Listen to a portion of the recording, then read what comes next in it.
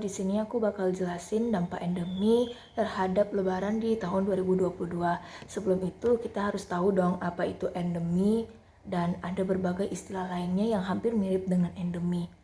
Endemi sendiri merupakan suatu penyakit yang taraf penyebarannya berada di suatu daerah dan sifatnya konstan serta bisa diprediksi.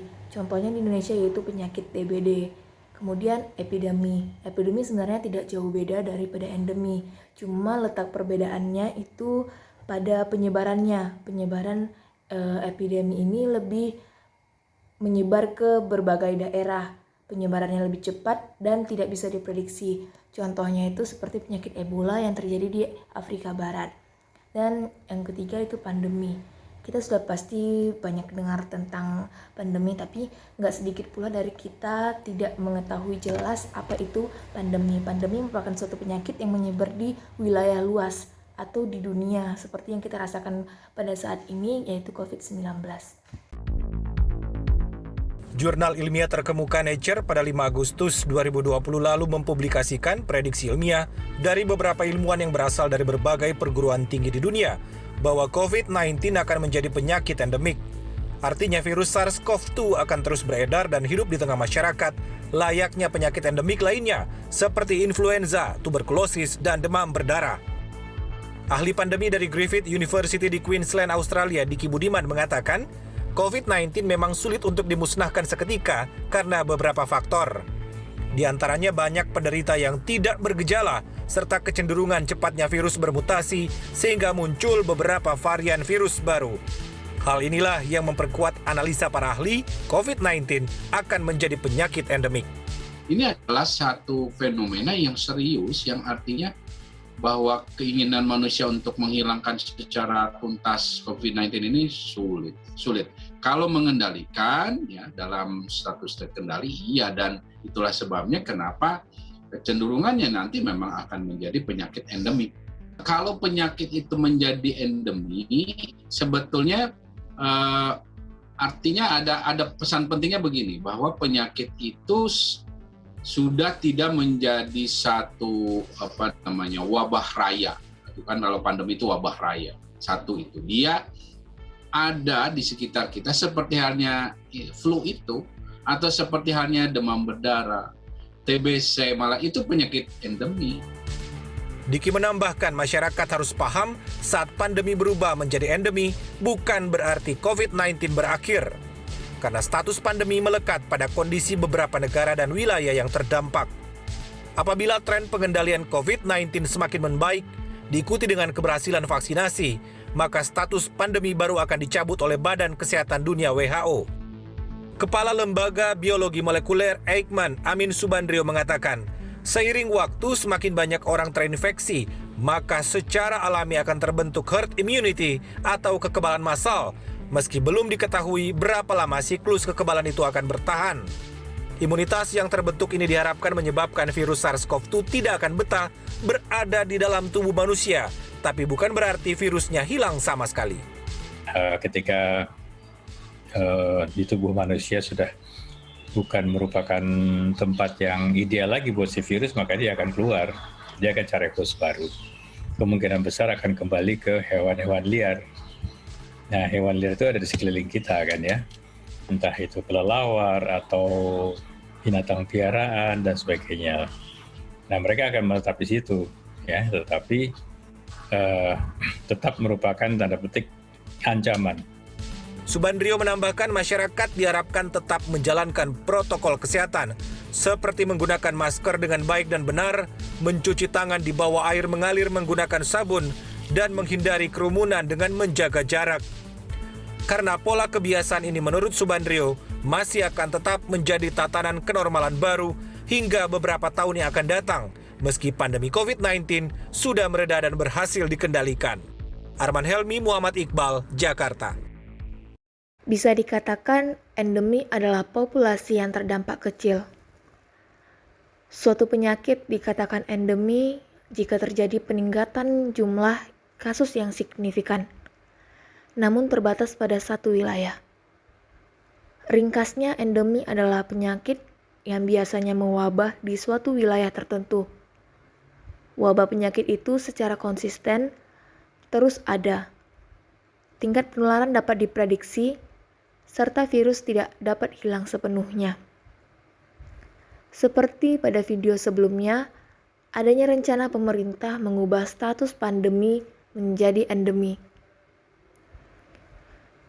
Di tengah kasus COVID-19 yang masih mewabah, pemerintah berencana melakukan transisi pandemi COVID-19 menjadi endemi. Hal itu karena pemerintah menilai tak ada jaminan pandemi COVID-19 bisa ditekan ke titik nol. Oleh sebabnya, pandemi akan menjadi endemi. Pemerintah pun sudah menyiapkan strategi guna menghadapi situasi baru. Menko Kemaritiman dan Investasi, Luhut Binsar Panjaitan menuturkan, virus COVID-19 tak bakal hilang dalam waktu singkat. Itulah sebabnya beliau meminta masyarakat agar menyiapkan diri untuk hidup bersama dengan COVID-19.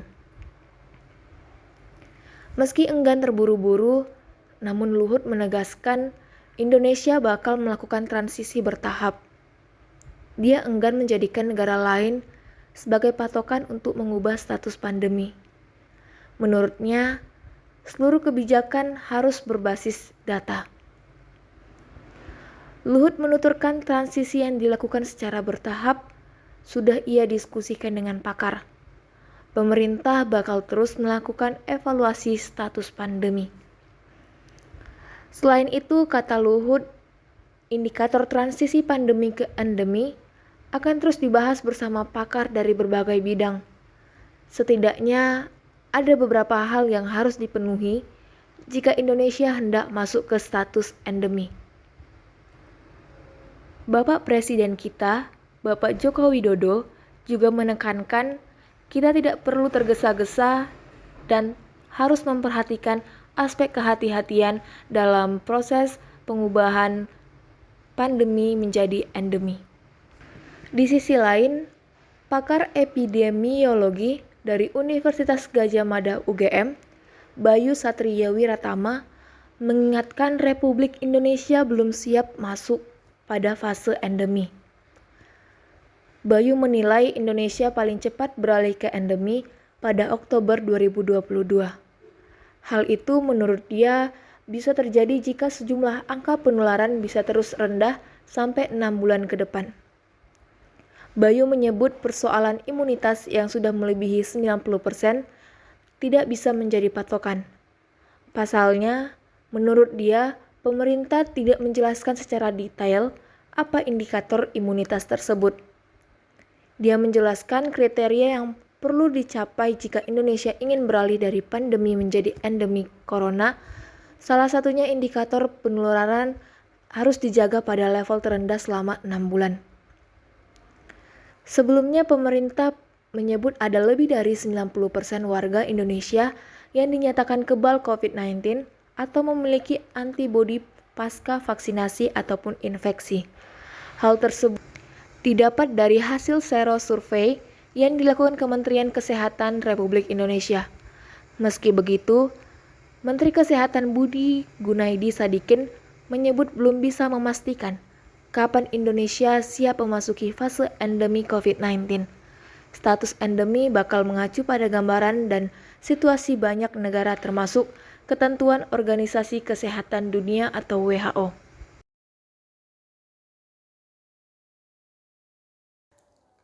Dampak endemi terhadap Lebaran di tahun 2022 salah satunya itu digenjotnya vaksinasi terhadap masyarakat, yaitu vaksinasi kedua dan booster, di mana sekarang keberangkatan diwajibkan untuk menunjukkan vaksinasi atau sertifikat vaksin melalui aplikasi Peduli Lindungi. Contohnya di keberangkatan penerbangan, kita harus menunjukkan bukti Peduli Lindungi kita menjadi salah satu syarat keberangkatan penerbangan.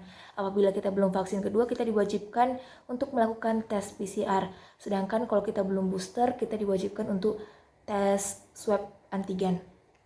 Banyak juga di berbagai jalan yang kita lintasi adanya pengecekan atau razia vaksin, di mana para aparat negara meminta kita untuk menunjukkan sertifikat vaksin kita melalui aplikasi Peduli Lindungi, atau bahkan pada saat itu juga disediakan tempat vaksin di mana masyarakat diminta untuk langsung vaksin pada saat itu juga. Mungkin itu salah satu dampak yang timbul akibat endemi Lebaran di tahun 2022 di negara kita Indonesia. Salam. Coronavirus atau yang lebih dikenal dengan COVID-19 adalah virus yang muncul di tahun 2019, lalu menyebar dengan cepat ke seluruh dunia dan menjadi pandemi. Perlu diupayakan langkah sistematis dan tepat untuk menahan laju penyebarannya agar tidak semakin meluas. Salah satunya dengan menerapkan protokol kesehatan secara disiplin oleh semua pihak. So pasti kita semua ingin pandemi ini segera usai kan? Lalu, apakah gerakan 5M itu? 5M adalah gerakan pencegahan COVID-19 yang dicetuskan pada tahun 2020. Berisi 5 hal penting yang wajib diterapkan oleh kita semua. Karena kelima hal itu diawali dengan huruf M, makanya dinamakan 5M. Ayo kita cari tahu. Pertama, memakai masker. Ketika keluar rumah, sebaiknya memakai masker. Tidak hanya asal memakai masker loh ya. Oh, no. Tidak. Bukan seperti itu cara memakainya. Pasang masker dengan benar. Eits, nggak gitu juga ya. Nah, gitu. Baru cakep. Gunakan masker menutup sebagian wajah kita dari dagu sampai menutup mulut dan hidung. Serta pastikan tidak ada sela antara wajah dan masker. Kedua, mencuci tangan. Sebelum memakai masker, sebaiknya terlebih dahulu mencuci tangan dengan bersih ya.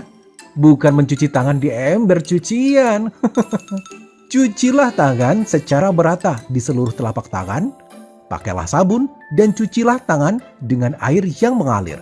Cucilah tangan sesering mungkin ketika hendak melakukan aktivitas apapun dan dimanapun. 3. Menjaga jarak. Karena suatu urusan yang penting, suatu saat kita terpaksa harus keluar rumah. Nah, yang harus diingat jika kita harus bertemu orang lain adalah tetap menjaga jarak minimal 1-2 meter ya. Tapi jangan terlalu jauh juga gitu kali ya. Hehehe. Berikutnya yang keempat, menjauhi kerumunan. Contohnya, jika kita diajak emak-emak tetangga untuk bergosip, sebaiknya ditolak. Karena dikhawatirkan corona akan tersebar saat kita berkerumun. Kan gak asik kalau ngegosip tetangga udah dosa kena COVID lagi. Duh, astagfirullahaladzim, jangan deh.